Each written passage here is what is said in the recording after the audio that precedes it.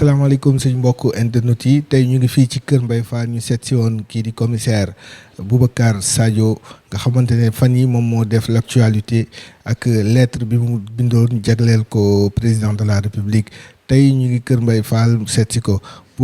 commissaire Boubacar ñu ngi lay nuyu. waaw Cissokho maa ngi lay sant di la fay sa nuyoo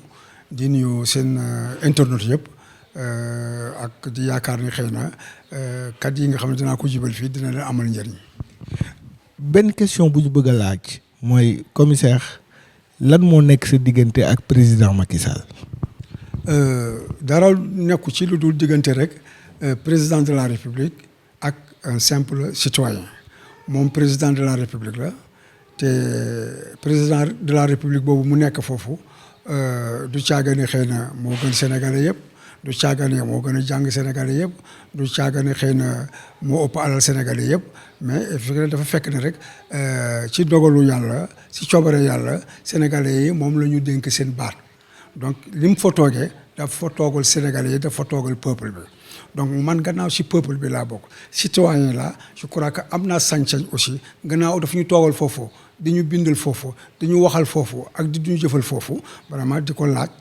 effectivement ay compte peut-être pas ay compte sax waaye effectivement di saytu li nga xam ne mu ngi koy def bu dee baax na te méngoo na ak intérêt population bi alhamdulilah ñu tàcc ko ne ko président félicitation fekk xëy na li ñuy yaakaar ci moom gisuñu ko te li nga xam ne mu ngi koy jëfe méngoowul ak li nga xam ne moom la ñu yaakaaral ci moom te noonu la waroon jëfe ñu ne ko président wax dëgg yàlla lii d'accord uñ ci lii yaakaar nañ da nga fi juum donc seetal noo ko jubante donc rapport yooyu la quoi mais y a pas aw maa moom benn rapport boo xam ne war a mën a tax sax animosité di dugg suñu diggante quoi parce que moom joxuma ma ndékki joxuma ma añ joxuma ma reer waaw sama pension man maa ko liggéeyal sama bopp donc vraiment je ne vois pas en quoi que dama war a tàng xol vraiment ba di ko attaquer comme ñi di ko waxee quoi kooku c'est un argumentaire de faible daal. mais dañu gis ni cette dernière lettre bi amoon na lettre yu bari ya nga xamante ne def nga ko sa sorte yu bari yoo xam ne jàll presse bi kii ci da ngay dal ci koom de manière très bu xaw a dëgër ñu gis ni bu ci mujj nag moo xaw a jaaxal nit ñi ñu bari sax ci lañ la découvrir nga wax ci moom warul woon nekk suñu président lu tax nga waxee loolu. waaw mais c'est-à-dire que en fait léegi gis naa Sénégal yu bëri di poser question boobu mais aussi man loolu mooy xaw a jaaxal quoi parce que am na ñoo xam ne nee nañu Macky Sall mayu yàlla la yàlla moo ñu ko baaxee li tubaab di wax bénédiction la Macky Sall mi xéwal la moo ñuy indil naataange moo ñuy indil ndox ñu naan ba mandi moo ñuy jox lekk ñu lekk ba suur et cetera mais ñun seen droit la peut-être que xëy na fi ñu toll ak position yi ñu nekk effectivement ñu ngi dund loolu. waaw xëy na ñu ngi am ay kër yu rafet ñu ngi am seen poche yaa ngi fees dell ñu ngi ndekki amuñu benn problème et cetera mais seen droit la mais ni ñu amee droit Occident ni ñu amee droit ñoom di kañ Macky Sall noonu la keneen koo xam ne aussi fekk ay nelawam doyul mu ngi yenu ay paan ay 3 heures du matin et cetera lekkul ba suur et cetera kooku am na su droit ne nguur gi daal vraiment ça va pas donc bu ma yëgoon xëy na kii du ma ko wooteel. waaw parce que ay candidat lu bëri la woon mun ne man daal bu ma yëgoon daal xëy na kon diw laa doon wooteel waaye du kii parce que kii li may yaakaar su moom gisuma ko mais quand c'est un droit élémentaire waaw. c'est un droit élémentaire mais sa biir texte bi dañu gis nii daal dafa dëgër trop dem nga ak mots yu nga utiliser nga yaakaar ne mënoo woon utiliser ay yeneen mots yu exprimer la même chose mais de manière très plus allégée quoi. waaw mais c'est-à-dire que aussi côté boobu aussi xam nga doon na baax wala ñu may ma occasion mooy def explication de texte c'est-à-dire que mot bu nekk parce que mot bi ma utilisé mot français la du mot anglais du mot wolof et cetera ku ubbi dictionnaire di nga gis mot bi lu mu tekki et cetera bon maintenant comme j'ai dit rek moi je ne suis pas dans le politiquement correct ou bien le socialement acceptable parce que loolu souvent day jur li tubaab di wax hypocrisie c'est-à-dire que nit ki nga bëgg a wax dara ñemewu la ko wax ba di wër-wërlu man bu ma gisee gaynde damay ne gaynde la ci tubaab un lion est un lion du ma wax le roi de la forêt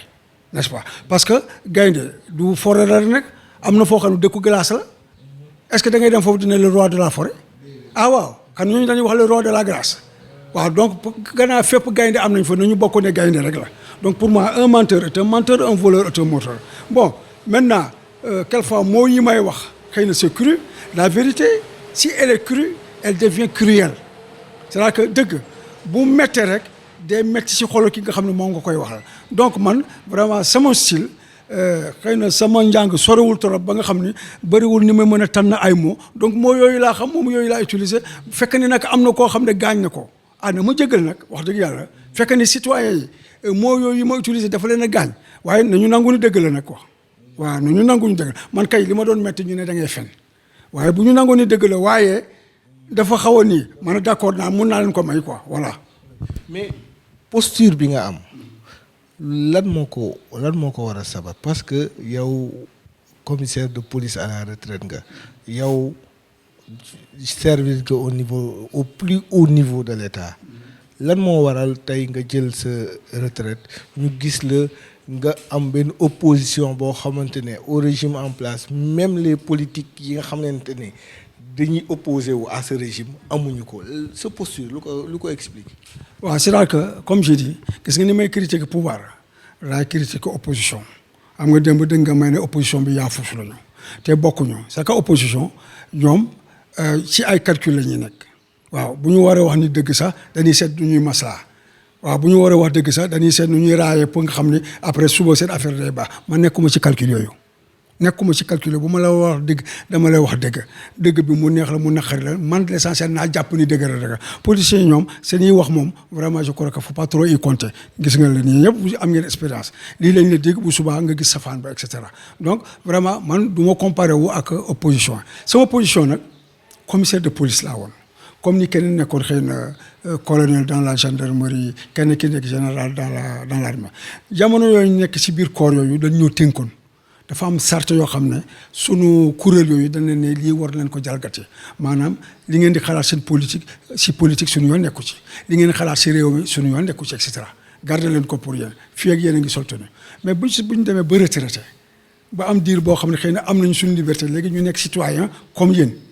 mais am nañ droit effectivement exprimer suñu opinion nit ñi daal dañu bëgg a tënk bés bi ngay solo tenue mooy bi ngay amee 20 ans ba keroog bi ñu lay dugal si bàmmeel bi doo am dara loo xam sañ-sañ boo xam ne da nga koy wax si doxalinu réew bi ñu teg ko fan teguñu ko fen citoyen nañu comme citoyen yëpp amuñu ne droit fekk réew mi mu ngi jaar si yoon ñu ne réew maa ngi jaar si yoon fekk jaarul si yoon ñu ne jaarul si yoon Macky Sall am na yoo xam ne def na ko ci lu baax mais man bind naa publiquement pour ne lii baax na am na loo xam ne defal na ko policier rajo ma ne ko monsieur le président jël nga acte historique boo xam ne benn président jëlu ko fi maa ngi la si félicité la si sant bu baax a baax waaw bu may jamono bi may wax loolu ñi kontaan nañu bu ma waxee saafaan ma ñi mer man nag vraiment encore une fois que ñi mer wala ñu kontaan vraiment c'est le dernier de mes soucis l'essentiel li may wax ne méngoo ak samay conviction ne méngoo ak samay principe c'est-à-dire que ma bañ a wax loo xam ne suba bu ma tëdd ne wax dëgg tey man def naa yëfu naar feex déedéet voilà tant que je suis libre tranquille avec ma conscience avec mes principes et mes convictions rek ça suffit largement bien boo naa ci wéet bu ma ci wéete fekk ne maa ngi ci dëgg war na mën a rek yàlla sunu borom moom mooy gunge te moom rek fi nekk kenn nekku fi. mais sa keroog convoqué nañ la nga dem wuyu ñu convoqué waat la le lundi ñu dem ñu woo la ne la annulé nañ kii bi mais il paraît que dossier bi mi ngi ci loxoy procureur est-ce que woo nañ la pour wax la ci dara. non wooguñu ma si journaux yi laa ko lire man daal li nga xam ne mën naa ko wax parce que man du ma dugg ci enquête bi du ma dugg si interrogatoire xam naa luy yoon mais quand même am na loo xam ne xëy na citoyen baax na ñu xam ko 6 heures lañ ma ñëw fekk fa sama kër fa léegi nag lañ ngay seen lañ ma fekk ma toog ñu ne ma commissaire daan laa soxla bi ñu ñëw aussi ci yarute la ñu ñoo jox ma sama wàccuwaay yëpp ñu toog nii fii ne ma léegi dañ ñoo yebal chef DIC moo ñu yebal pour ñu jox la convocation ñuy waaj a bind convocation ñu dolli ci ne d'ailleurs sax nee nañu pour ñu ànd ma ne leen kon ranger leen kon seen convocation gannaaw damay ànd ak yéen ka jaratul ngeen di convoqué sax ci laa ànd ak ñoom ñu bu ma brigade des affaires générales bi nekk palais de la république te mu dépendre ci division des investigations criminelles ma ñoo toog ki nga xam ne mooy kilifa boobu wax dëgg yàlla mu génn jox ma sama wàccuwaay respecté ma loolu ma kontaan ci loolu di ko si sant bu baax di leen ci gërëm ñoom ñëpp quoi mu ne ma xaaral léegi chef DIC bi ñëw ma toog diir ay 15 minutes chef DIC bi ñëw ñu recevoir ma ci bureau bi ne ma commissaire vraiment ñu nuyoonte saafante ñu ne ma lii moo tax ma ne leen effectivement man xam naa ne lii moo tax parce que xam nga am naa expérience n'est-ce pas xam naa ni boo leen ñëwee bésu dimanche nga xam ne kenn du liggéey ngeen ñu après 18 heures ensuite amu leen benn mandat ngeen ne naa leen gunge fi man xam naa ne article bi moo tax dara bettuma ci. article 80. Non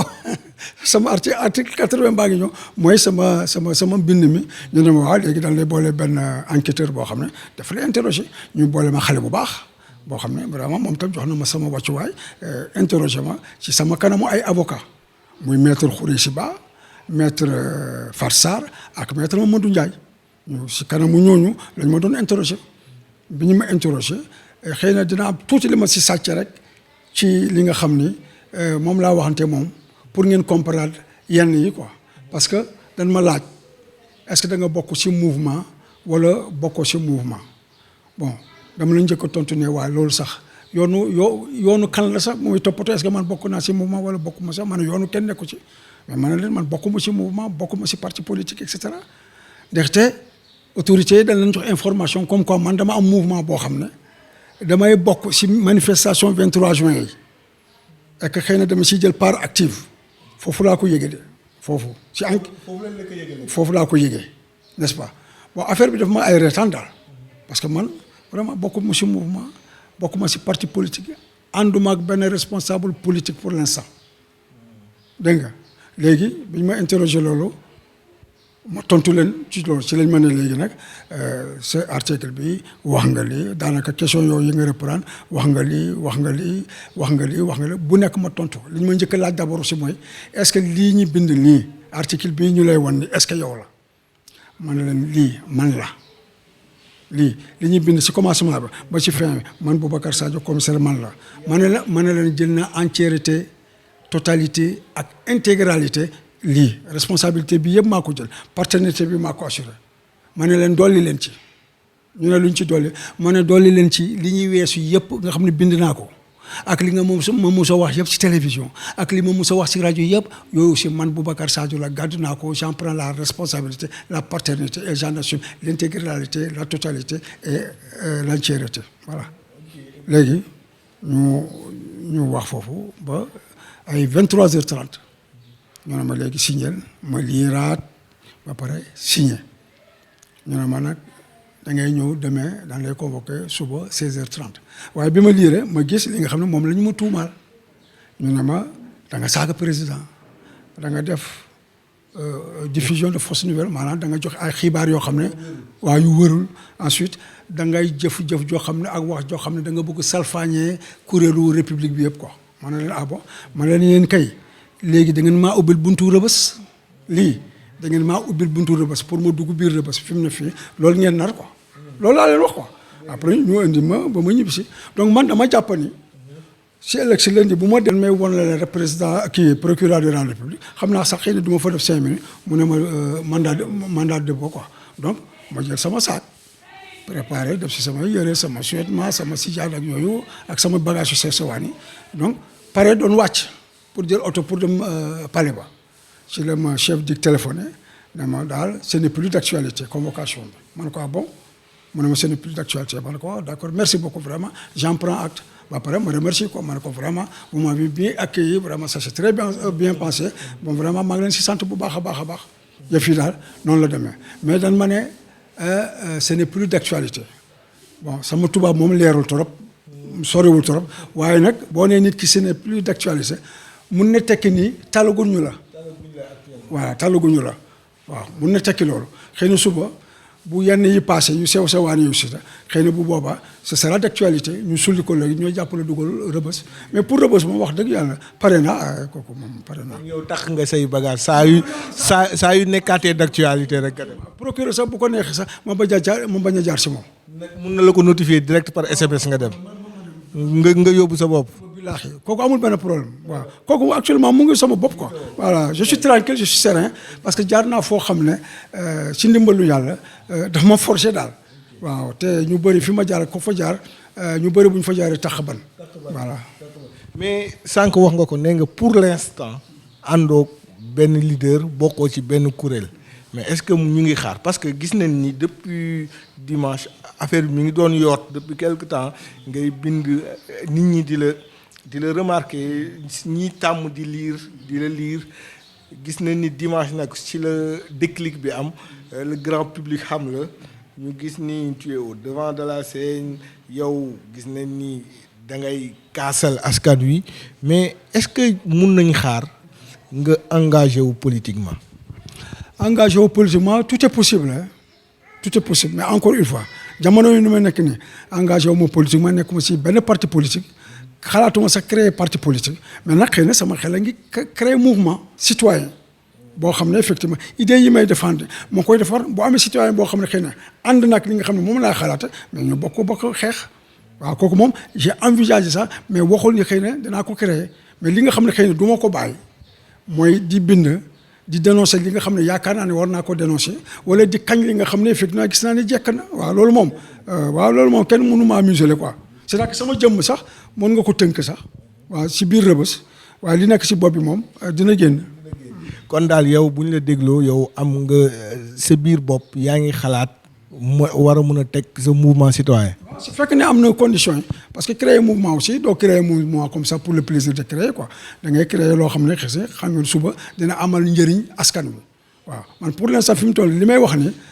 nu ma koy waxee pour askan bi am na ñoo xam ne xëy na bu ñu ma déglu xëy na dina leen xaaw a yee tuuti waaw koo xam ne nag aussi bëggoo moo lire wala bëggoo moo déglu si mais kenn forcé wu la non kenn forcé wu la quoi parce que ku mu neex aussi li may bind aussi nga bañ si d'accord hein vraiment c'est tout à fait normal waaw bu la neexee sax nga teg si ay saaga aussi ma xam ne man maa suubu si loo xam ne parce que bu ma toogul sama kër jàpp sama njàmbur waaw di julli jàpp di reer a añ ak reer toog ak sama njaboot seetaan télé xëy na kenn du ma wax du am mais gannaaw man maa dugg si biir géew bi di wax di bind di adressé au président de la république ak gouvernement mais lu ma ci fekk aussi naa ko góob rek waaw. ñu wax tuuti actualité ñu ngi ci gestion Covid-19 Covid-19 mi ngi fi depuis le 2 mars président de la république teg benn plan ñu di signer ko loi d'habilitation mu créer force Covid-19 génne 64 milliards pour ñu jox ko ñu wëy néew du doole yi gestion boobu yow ban analyse nga ci am. li ma si am mooy disons que dafa sooxe si lu bëri bon ci wàllu côté médical bi du ma ci wax parce que du ma médecin du ma expert ci médecine donc am na réalité yoo xam ne xaw ma ko sama xam àggu fa waaye de manière générale ci ñuy gérer parce que Sénégal fi mu doon fi bu ñu waxee Covid bi rek ñëpp a ngi xalaat ceeb ak diwlin na yi ñu séddale ñu bëri seen xel ci loolu la jëm extra excusez-moi maa ngi tàmbali ci bi président convoqué ñi pour ñu ñëw palais ba xam nga gis ngeen kilifa boo xam ne dana ñëw ci buntu bi ñu ne ñëpp képp kuy dugg di seeti kilifa réew mi ki nga xam ne mooy défendre population bi moo yore baatu askan bi képp koo xam ne balaa nga fa egg na nga raxas sa loxo mais mu bañ loolu faiblesse yi ñi fa teg la protocole bi bu ñu amoon ful la du àgg te dañ koy ne wàññeekul ñibbil sa kër waaw waaye jàll na ñu may ko kooku acte de faiblesse la mu ñëw ba ci président bi ne léegi moom bañ na ba ay ministre am sax dañuy conconte kooku ñoo taxaw ci kanam mu jox ko loxo nuyu ko aussi faiblesse su président la fi ko nit ki tàllalee loxo dafa war a croiser les bras ba nit ki xam ne effectivement waruma nuyu président mais daf ko nuyu et cetera foofu te acte de faiblesse la n'est-ce pas bon bi muy wax ak ñooñu ba pare il s'est adressé aux populations sénégalaises ne léegi damay créer comité de pilotage sunu tubaab dee sooxe waaye comité de pilotage ñun xam nañu mooy lan mooy loo xam ne kuréel boo xam ne si njalbeen ba si cappandaw ga moom mooy gérer lépp xaalis bi moom mooy xam ñaata dugg buy génn moo xam ñaata yi génn kuñ koy jox moo xam kan lañ koy jox lu mu ciy def ñu xam lu mu ciy def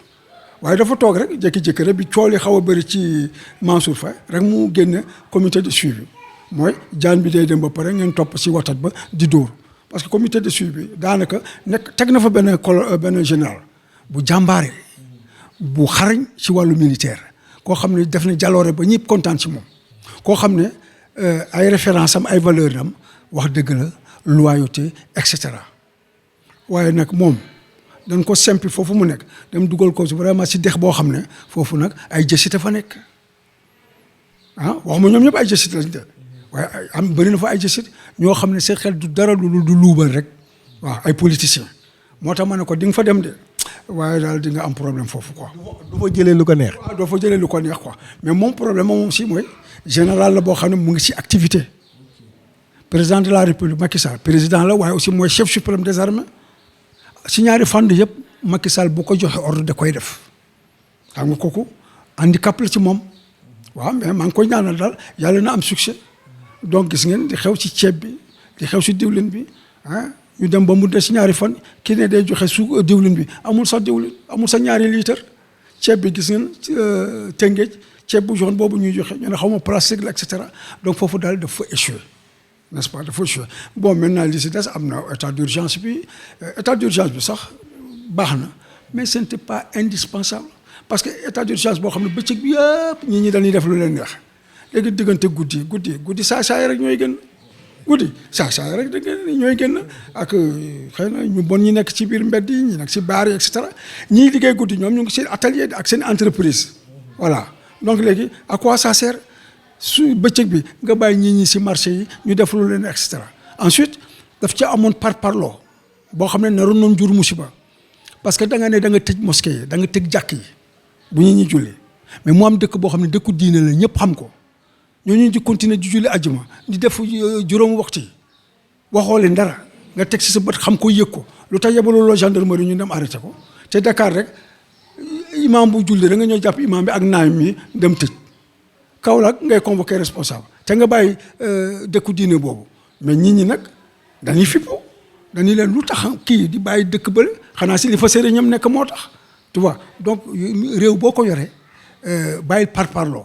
loi la quoi fii république la du république islamique waaw boo ne jàkk yi nañ ko Makka tëj nañ ko jàkk yi nekk fi danoo ëpp maxaama jàkk Makka non c'est quand même nañu waxante dëgg waay nañu dëgg la Sénégal yi quelquefois suñu jeune jullite gi dañuy foog ne ñoo gën a jullite ñi si des quoi mais affaire bi du affaire religion affaire bi du affaire politique affaire santé la bu ñu ko jàppee ne affaire santé la rek ñi nga xam ne ñoom la seen xam-xam màcc ci mbir mi nañ leen bàyyil jëf yi te bañu dugal parlo waaw noonu laa ci gis am na lu bëri sax mën nañ ko ci wax ci waaw.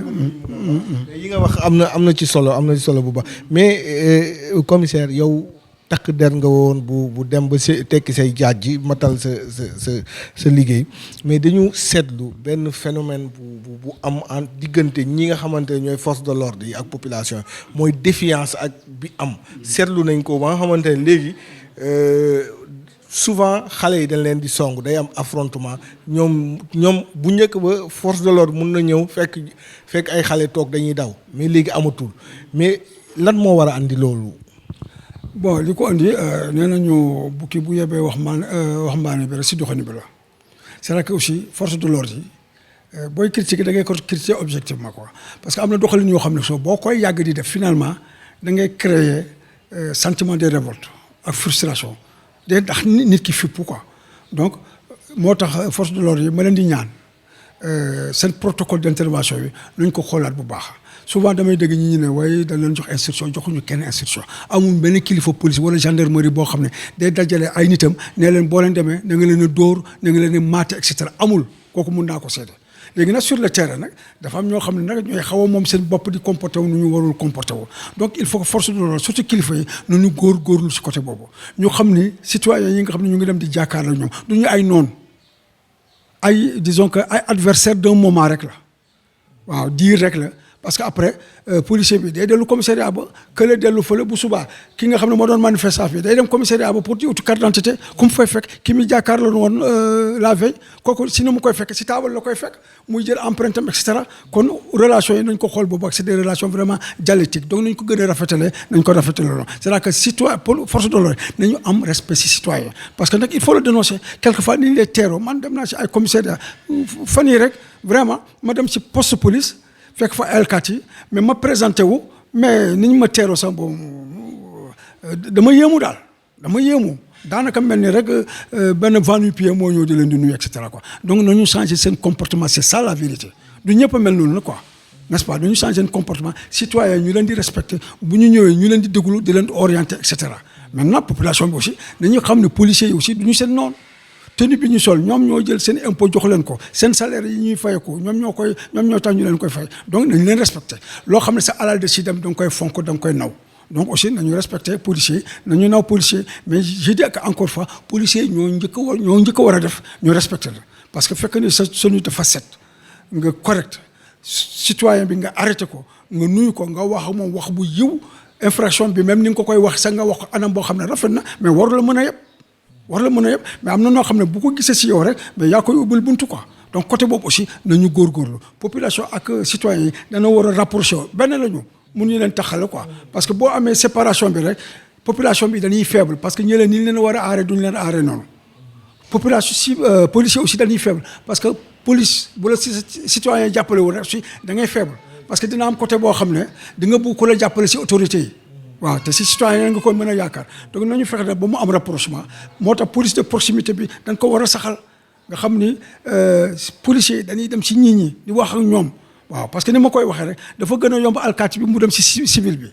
waaw mais jafe na si civil bi muy ñëw si di xuus si biir alkaati bi waaw parce que fit bi du dal du ñeme du xam nu ñu koy teeru et cetera quoi donc c'est un effort boo xam ne de part et d'autre lañ ko war a def daal pour vraiment dëkk bi neex quoi te dëkk bi war na mën a neex quoi voilà Sénégal lañu war na mën a neex li nga wax dëgg mais fu ñuy daanelee rek du ñu pare ak yow te du ñu wax ci la situation sécuritaire gis nañ ni rey yi bari na gis nañ ni suñu frontières yi même si feebar bi sax ñu bari dañ ñëw rek jàll ñi ci jógee yenn dëkk yu ñu wër ñëw rek jàll mais la situation sécuritaire lan moo ci la bonne solution. bon la bonne solution jafe na wax mais c'est-à-dire que dañu nangu ni que rek insécurité am na waaye aussi nañu nangu ni que niveau insécurité bi warul tax aussi disons ko dépassé wul policiers yi dana ko ëpp leen loxo bu leen ëppal loxo rek ci leneen la ñuy gis waaw mais quand même tar na te vraiment disons dafa leen buntu xatal et cetera donc am na situation yu bëri li ko waral d'abord dans un premier temps am na fait yoo xam ne mu ngi wàll mu ngi sësu ci wàllu effectif yi vraiment doyul état baa ngi def effort nag pour def ay recrutement massif ay par 1000 Maliens mais c'est là que déficit bi moo rëyoon trop man bi ma yore woon commissariat Guédiawaye ba may dem commissariat Tivaouane sax motoon nañu juróom benn junni nit 87 mais tey ji ñu ngi nu mu tuddati 2020 presque 33 ans après mais daanaka même effectif bi la et cetera c'est-à-dire que li mu policier yokkuwul par rapport à la population donc foofu il faut ñu góorgóorlu foofu il faut également ñu équiper policiers yi bu baax a baax jox leen oto yu doy ñun suñu jamono brigade yi nga xam ne ñooy monté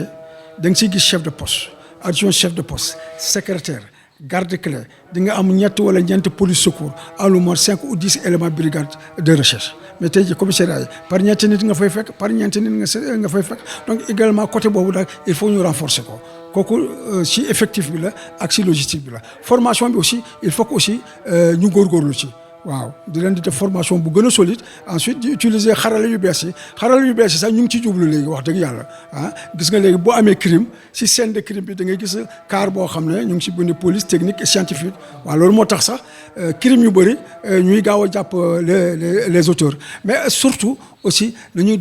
dugal population bi si sécurité bi c'est-à-dire que bu ñu ko yemale rek police ak gendarme bi ñoom rek mënuñu régler problème sécurité il faut que population bi bokk ci waaw xam nga yaa ngi dégg police di wax ni waaye danoo bëgg population bi mais est-ce que ubbil nañ leen yoon ak buntu boo xam ne population bi dinañoo dugg ci biir waroon nañ ko mën a créer amoon na benn plan boo xam ne Macky Sall tëraloon ko mais daf ci génn jusqu'à présent mais bu ko appliqué woon vraiment police de proximité bi dañ koy gën a dundalaat ba nga xam ne léegi arrondissement bu nekk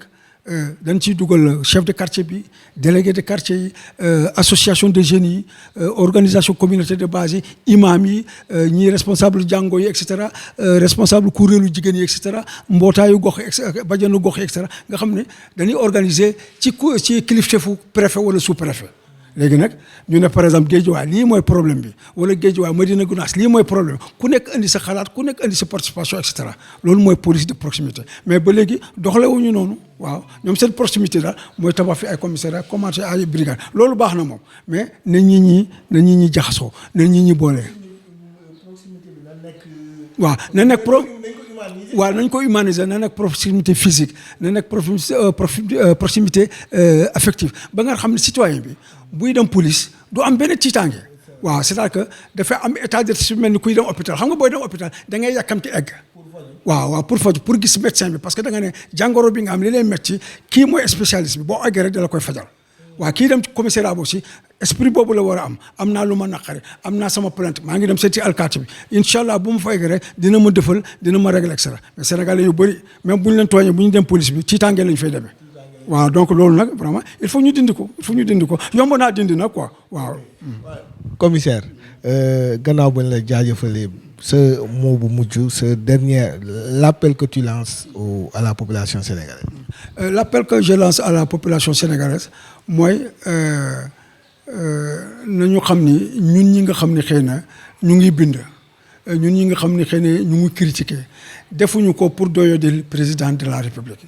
ñoom ñoo tax ci lu bëri sax ñu koy def parce que lu bëri dañuy gis ni dafa metti ci population bi donc moo tax ñu koy dénoncer ñun ñi fi mu toll fii wax dëgg bu dee wàllu teraanga la alhamdulilahi rabil alamin waaw soxla ma ko ma jox dépense soxla ma ko ma jox ndékki añ ak reer et cetera actuellement maa ngi si kër goo xam ne alhamdulilah macha allah donc fi ne mënoon naa toog rek croiser les bras jël sama pliant di lire samay journaux waaye damay nekk un homme de conviction ñi si des si ñëpp aussi dañoo xam ne ay homme de conviction lañu donc ñun bu ñu sañoon li ñuy wax ñun dañuy yaakaar ne dañuy jàppale président de la république du suñu noon mënuñu ko noonoo mooy président moo ñu ëpp doole bugg saa yu ko neex mu rëq suñu ndigg waaye nag possibilité boobu ak capacité boobu ak sañ-sañ boobu mu am pour rëq suñu ndëgg loolu nag tiitaluñu loolu du ñu ragal la ba duñ ko wax dëgg nañu jàpp ni loolu rek la quoi mais nekkuñu fi pour di salfaañi dara nekkuñu fi pour di joxe ay xibaar yoo xam ne amul quand même ak wala de xëy na président parce que dama bëggoon sama texte boobu ñu teg ko ñu indil ma koo xam ne dëgg na tubaab ñu koy faram fàcce benn par benn mot par mot duñu ma woon fenn foo xam ne saaga naa fa président de la. ñu ngi woon tey fii ci Kër Mbaye Fall seet si woon kii di commissaire Boubacar Sadio waxtaan ak moom ci li fi jotoon am diggante samedi ak moom diggante dimanche ak léegi ak moom it fan la bëgg a dem ak lan la namm def si pour Sénégal bi nga xam ne moo ko tax di jóg kon ñu leen di dig daje ba beneen yoon. chetttt mais yow sawaay yow fu ñu la fekk yaa ngi ci kanamu ordinateur bi wala sa kanamu tablette ba sa téléphone portable lu xew mais damay lire ay information